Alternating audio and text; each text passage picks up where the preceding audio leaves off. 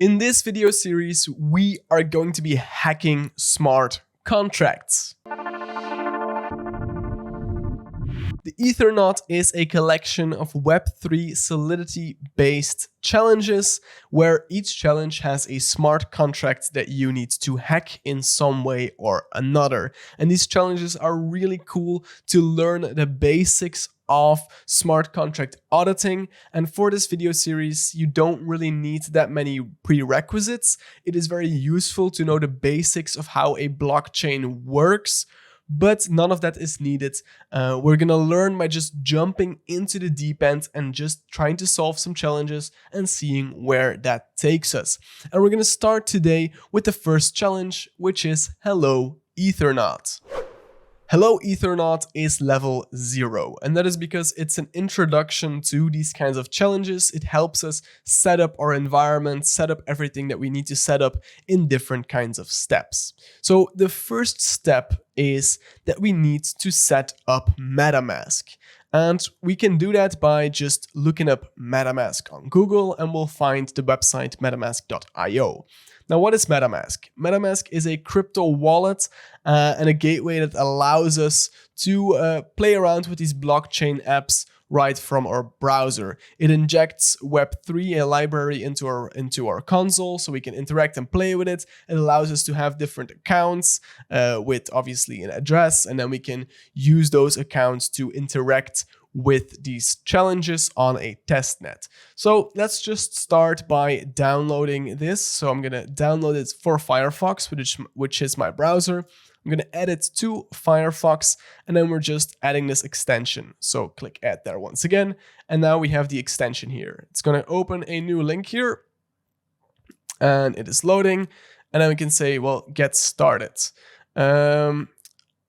I am new to MetaMask, so I want to set up and create a new wallet. This wallet is just going to be for the purposes of this video, but none of the funds in this wallet are going to be real funds. We are going to be working on a test net so that you don't risk losing any money with this. So we have to set up a password. I'll just use the securely generated one. So I create this account. Of course, in your case, you want to secure your wallet. You want to keep your password very private. You want to also keep your secret words here very private, because using these secret words, somebody can take all of your ether that you may put into this account. I also highly suggest having separate accounts for testing measures and for programming than for your other needs on the main net. So definitely think about your security here, because if somebody logs into your account and takes all your ether, there is nothing that can be done. And now we have set up our MetaMask account here, and now we can see that we have one account on the Ethereum mainnet with an address with 0 ETH in it, of course. Now, using up here, we can switch the network, because I am not going to want to run on the Ethereum mainnet, because obviously it is very pricey to buy some to get some Ethereum to play around with. I want to have a test network where later on we can get some Ethereum for free to play around with. So I'm going to show our test networks by going into the settings, and with all of that saved, I can now switch to the Sefolia test network. So we can see there are different kinds of test networks, and by the time that you're viewing this video, there may even be another one. But I'm going to play around with the Sefolia one in this case, but it does not really matter which test network you use.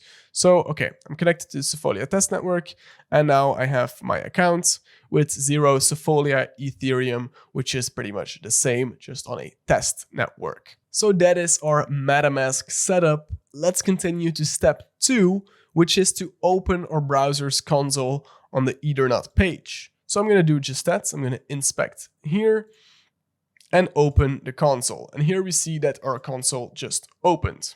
And if we open our console, we immediately see that Ethernaut tries to connect with MetaMask, which is amazing. We also see our Sefolia account, so we can just connect with this, and this will allow Ethernaut to suggest transactions to us that we can then approve. So I'm just going to connect that up, and now we see that we have a level address, which is this level. We have a player address, which is our player. We can see that we have a warning here, yikes, you have no ether, so we need to get some ether later on.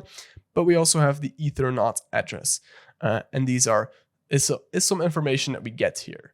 But with that, we can move on to looking at our player, because right now we have a player object here in the console. And as you can see, our player, if we enter our player, it gives us our address.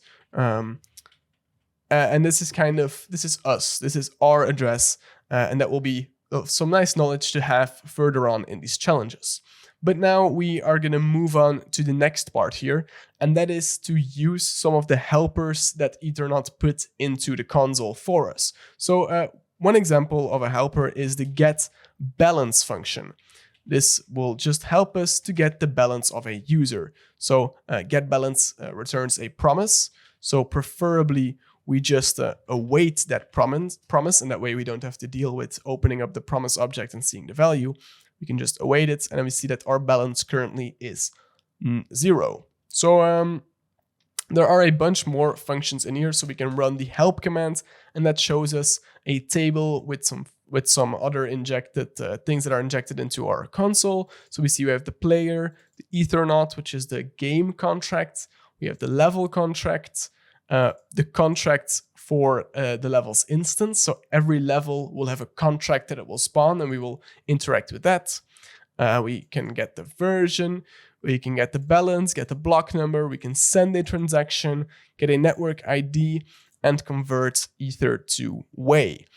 So these are just some helpful things that are injected here in the console that we can use whenever we should need them. The fourth step here is to go and look inside of that Ethernaut contract, so the main game's contract, and to just see what is going on inside of it. Let's quickly just open up the Ethernaut object here, and we can see that it contains a bunch of functions here. And this is pretty much just a game that is going to check which levels we have completed. It's going to do some statistic stuff. It's going to it's a smart contract that pretty much governs this whole game and makes sure that everything works. We don't need to interact with this that often. However, we do interact with it indirectly by playing the game. Now, let's actually get into playing the game. For this, we first need some Ether to play around with, because if I go to my MetaMask, we will see that we don't have any Ether right now. So we cannot really do anything, because every transaction on the blockchain costs some gas. So we need some money to play around with here. And since we're on a test network, we can use a faucet to give us some Ethereum. So a good website to find faucets is faucetlink.to. And I'm here on faucetlink/Sefolia, so the network that we're on. And this lists a bunch of faucets that we can use. I'm going to use the Leica Labs one. So I'm just going to click on there, open this link, and request a faucet for Sefolia. Now, okay, I have to enter my address in here. So let's go into MetaMask, copy my address, and paste it in here. And now I have to solve this CAPTCHA. So I have to click all the images with a ladybug. Sure. There we go. And now I can send the request. And now hopefully we will get some Ether. So it seems like it will deposit 0.1 Sefolia Ether into our wallet. And we get a transaction here. And actually, if we follow this link, it goes to Etherscan, which is a blockchain which allows us to kind of look into the blockchain and look at everything that's ongoing. So we see that this is our transaction. Its status is currently pending. The block is pending, which means that this block is currently being mined. So we need to wait for this block to be mined. And once it's mined, then we get the value, and we can see it's trying to send 0.1 Ether from this account to this 203 account. And if we look at our account, it starts with 203 as well. So this is the faucet sending money to our account. So let's see if this has already completed. So currently this seems to be indexing. Let's take a look. Okay, now it is successful. So that means that now in our MetaMask, we should see that we have some Sefolia in our wallet here. And we see that that is the case. So now we have some Ether to play around with, to interact with while playing this game. So In order to play this game, we need to actually start the level. And to do that, we can scroll all the way down and click this big Get New Instance button. And that is gonna pop up this MetaMask pop-up here that says, hey, we wanna start something, so we wanna run a transaction. And this is against, I guess, the Ethernaut. The Ethernaut contract saying, hey, I wanna spawn this first level. I wanna get the instance of that level. So let us do that. And now if I go back into the inspector tools, we can see that it's requesting a new instance for this level. It has sent the transaction. And now again, we need to wait for this block that contains this transaction to be mined. And once that's completed, then we can get going and start playing around with this specific instance. And there we go. The transaction has just been mined and we now have our instance. And now we can go on to the next step, which is to interact with the contract. And we can interact with the contract using the contract keyword here in our console. So we have the contract here. It is an object that has an ABI. And the ABI is really interesting to us because it allows us to kind of inspect what this contract has to offer. It shows us all of the public functions that we can call on the contract. So for example, we can see here that there is this function authenticate. It has some inputs, so a string with the name passkey, and some outputs, no outputs apparently. So okay, this is kind of the ABI. So this way we can see what the contract is doing, because the Ethernaut website is not showing us the contract in this case, but using the ABI, we can still kind of get some information as to what is going on. Now, the goal here is to play around with this contract. And the first thing that we need to do is call the info function on this contract. So how are we going to do that? Well, we can just run contract.info and just call it like that. And as you can see, this is a call that, again, returns a promise, but it doesn't make a transaction. We don't have to accept anything with MetaMask. So our promise is pending here. And actually, I want to await that so that we don't have to look into the promise at all. And now it says, okay, the result of that function is you will find what you need in info1. So then I can say, okay, await contract info1, call that function. Now it says, try info2, but with hello as a parameter. So we can do that, just info2 and then just hello as a parameter. There we go. Now it says the property info_num holds the number of the next info method to call. So contracts can have functions, but contracts can also have properties. So let's take a look at the properties here. So can we see those properties by just looking at the ABI, for example? Here we see info_num, which seems to be something we can look into here. It takes no inputs. It has an output of uint8, which is an unsigned integer. So okay, yeah, we can look into that. But the property info_num holds the number, so we want to know what the property info_num holds, and for that we can again do an await contract dot, and this time just info_num, and that's how we get the value out of this property. It returns this kind of weird object that we can look into, but in the word section here, it shows that the number is 42. So, okay, we need to call another function. Which was that? Well, it was the info_num holds the number of the next info function to call. So I guess then that the next info function is going to be info42. There we go. Okay, now it says the method name is the name of the next function. So, okay, what is method name? Well, let's see, contract.method.the method name. The method name, it auto-completes here. So that will return that the method name is method71 and so on. So I can copy that and do await contract.that method. There we go. And now it says, if you know the password, submit it to authenticate. But we don't know the password. Well, let's just call authenticate and see what happens. So if we just call it, it says, hey, That's not going to work. Not enough parameters. If I call authenticate with random things, we see that it opens up MetaMask here. So it's going to start a new transaction on the blockchain. We are going to confirm that it sent the transaction, and now it needs to mine this transaction for us to see the result of the authentication here. But we pretty much already know that it's going to fail because, well, random is not really going to be the actual password that it accepts. But once this transaction goes through, we should be able to see if that was kind of correct or not. And after waiting a little while, we can see that this transaction was mined. So does this mean that we completed this challenge?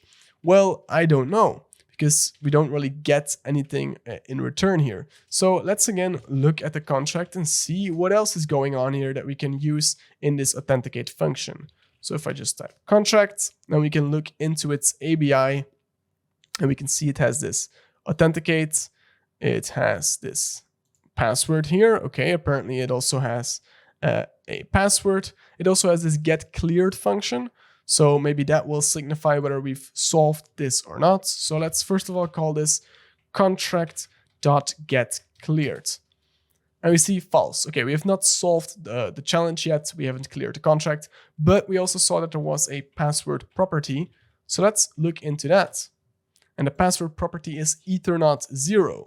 So now if I go and I authenticate with Ethernaut 0, what will happen in this case? So we are obviously again with MetaMask have to confirm the transaction, pay the gas fees. It's going to send the transaction, and I'll get back to you when it is mined. And just like that, the transaction has been confirmed. It has been mined. So now let's again see if we have cleared this level. And yes, we have cleared this level. We got the right password, so we have solved the level. So now we can close the console here, and we can submit this instance, which is going to allow Ethernaut to check if we have completed the level or not. So let's submit the instance. Again, that makes a new transaction that we need to confirm. In our console, we will then see that this transaction has been sent and it needs to be mined once more. And there we go, the transaction has just been confirmed. I can close this once again, and now it says, hey, congratulations, we have completed the tutorial. And with that, we also get the Solidity code for this contract that we just interacted with. So let's quickly have a look at the Solidity code. So we see that it starts off with a license identifier, just saying, hey, this code is under the MIT license. We then have a pragma solidity _o.8.o. Pragmas kind of tell things to the compiler, and this is just telling Solidity that, hey, or telling the Solidity compiler, hey, use Solidity versions 0.8.o until version 0.9.o. So that is what that means, just a Solidity version, and we will see later that this can become quite important. We then have a contract with the name instance. So this is just starting the contract. In that contract instance, we have some properties. So a password, which is a string, an unsigned integer info num. We have a string, the method name, a boolean cleared. Okay, that's all clear. Then we have a constructor, which takes in a password and stores that password. And this constructor is called when this contract is deployed. We then have a function info, which is public. Public means that we can call it, and it just returns a string. Same with info1. Info2 then takes in a parameter, and it's going to do a CACAC 256, 256, which is a hashing algorithm that is very commonly used on the blockchain. So it's just going to hash or parameter, and it's going to check if that hash is equal to hello hashed. So that was info2. Info24 or 42, again, just returns a string. The same with that method. And then the authenticate function takes in a passkey, and it's going to check if we hash the passkey and we hash the password. If they're equal, it's going to set cleared to true. And then the get cleared function is then just going to return cleared. So once we had authenticated with the correct password, obviously get cleared was true. And that is how we solved this first level of the Ethernaut challenges. Now, I really hope that you enjoyed this new video and that you're going to watch the rest of this series. We're going to be learning a ton about blockchain, about securing and auditing smart contracts. So if you're interested in more of these videos, definitely subscribe. I would also love to know what you think about this new series exploring smart contract auditing. So leave a comment down below if you have anything to say or share. If I made any mistakes, even just tell me down below in the comments. But that has been it for this video. I hope to see you in the next one, where we're going to look at the first challenge called fallback. But for now, have a lovely day and I'll see you in the next video. Take care.